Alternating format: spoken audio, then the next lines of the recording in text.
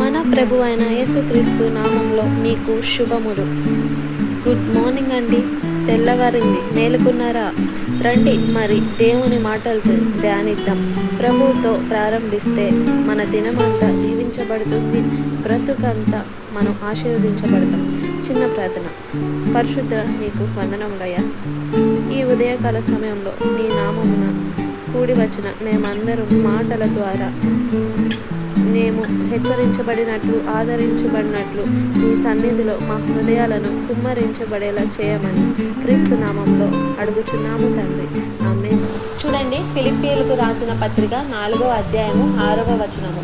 దేనిని గూర్చియు చింతపడకుడి గాని ప్రతి విషయములోను ప్రార్థన విజ్ఞాపనల చేత కృతజ్ఞతాపూర్వకముగా మీ విన్నపములు దేవునికి తెలియజేయుడి.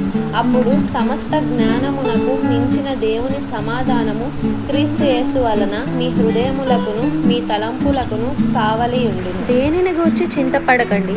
ఏదైనా సరే ఏంటండి, ఏ విషయంలో అయినా చింతపడకండి. డబ్బుల విషయంలో అయినా కానీ, మీ యొక్క ఆస్తుల విషయంలో కానీ, మీ యొక్క భవిష్యత్తు విషయంలో కానీ, మీ బిడ్డల విషయంలో కానీ, బిడ్డల వివాహ విషయంలో కానీ, మీ రిటైర్మెంట్ విషయంలో కానీ, మీ వృద్ధాప్యంలో ఏమైపోతారన్న విషయంలో కానీ, మీరు ఎదుర్కొంటే పోరాటాల విషయంలో కానీ, బలహీనతల విషయంలో కానీ చింతపడకండి.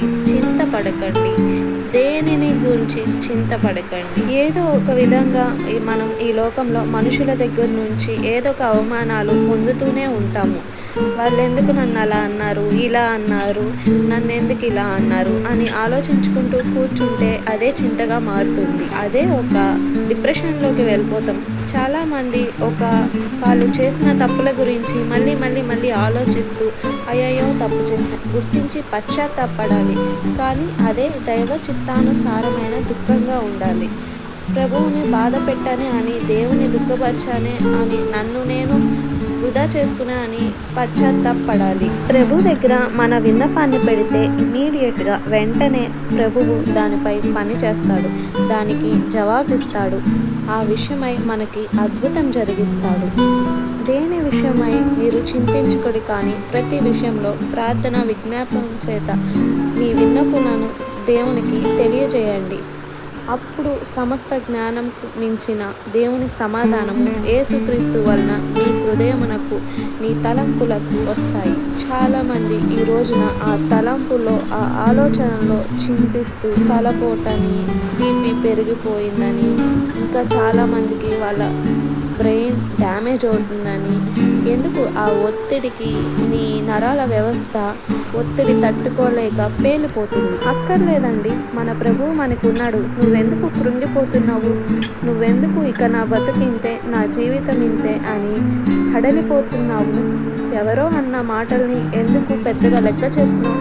డాక్టర్ రిపోర్ట్స్ని చూసి ఎందుకు హడలిపోతున్నావు? పరిస్థితులను చూసి ఎందుకు కృంగిపోతున్నావు? ప్రభు వైపు చూడు. నాకు అసాధ్యమైనది ఏమీ లేదు అన్న ప్రభువు నీకు ఏ రకమైన చింత ఉన్నా సరే, ఇది నా పని కాదు, ఇది నా చేత కాదు అని, నా యేసయ్య దగ్గర అలాంటి మాట లేదండి. నాకు అసాధ్యమైనది ఏదీ లేదు, సమస్తము సాధ్యమే. ఆయన మన కన్నీటిని తుడిచేవాడు, మన సంకటాలను కుదిర్చేవాడు, మన దేహానికి స్వస్థత సమకూర్చేవాడు, మన మనసుకి నెమ్మదిని ఇచ్చేవాడు, మన బ్రతుకును మార్చేవాడు, మన పరిస్థితులు నూతనపరిచేవాడు. ఎప్పుడైతే మనం దేవునికి మన విన్నపాలు తెలియజేస్తామో అప్పుడు సమస్తము జ్ఞానంకి మించిన దేవుని సమాధానము యేసుక్రీస్తు వలన మీ హృదయమునకు తలంపులకు కావలి. మోకాళ్ళ మీద పడండి, మీ భారమంతా దేవునికి చెప్పండి. ప్రార్థనలో మనం ఏమేమి అడుగుచున్నామో అవి మనకి దొరికినవని నమ్మిన ఎడల మనకి దొరికినట్లు ప్రభువు మాటలు నమ్మండి. అద్భుతమైన ప్రతిఫలాలు చూడగలుగుతారు. చాలాసార్లు ప్రభు సన్నిధిలో చెప్పాను అనుకుంటూ మళ్ళీ మనల్ని మనమే మోసం చేసుకుంటాము. దేవునికి అప్పచెప్పింది నమ్మకముగా ఆయన మనకు న్యాయం తీస్తాడు అన్న సంగతి నమ్మండి. నీ సమస్యలన్నీ ఆయన చేతుల్లో పెట్టు. యు కెనాట్ హ్యాండిల్, నువ్వు వాటిని సరిచేసుకోలేవు. ఆయన సమస్తము చక్కగా చేయగలిగిన దేవుడు. అది ఏ మనుష్యుడు పరిష్కరించలేని విషయాలకు పరిష్కారాన్ని కలిగిన మన ప్రభువు అయిన యేసుక్రీస్తు, పునరుత్థానమైన ప్రభు, సజీవమైన దేవుడు. అన్ని విషయాలు మన వల్లనే శోధించినప్పటికీ కావలి లేని వారికి ఉన్నాడు కాబట్టి ఏ శోధన ఎలా జయించాలి, ఏ పాపము ఎలా జయించాలి, ఏ పరిస్థితిని ఎలా ఎదుర్కోవాలి అని ఆయన తీరే చెప్పలేదు. కానీ ఆయన రక్త మాంసములో పాలుభాగం అయిన మన మధ్య నివసించు, మన వలె శోధిస్తూ, మన వలె అన్ని స్థితిగతుల నుంచి పాపము లేని వారిగా, జయశీనుడుగా, జయమును తెచ్చేవాడుగా ప్రభునందు విశ్వాసం ఉంచండి. నీ విన్నపములను దేవుడికి కృతజ్ఞతతో తెలియచేయండి. నమ్మండి, అద్భుతాలు జరిగిస్తాడు.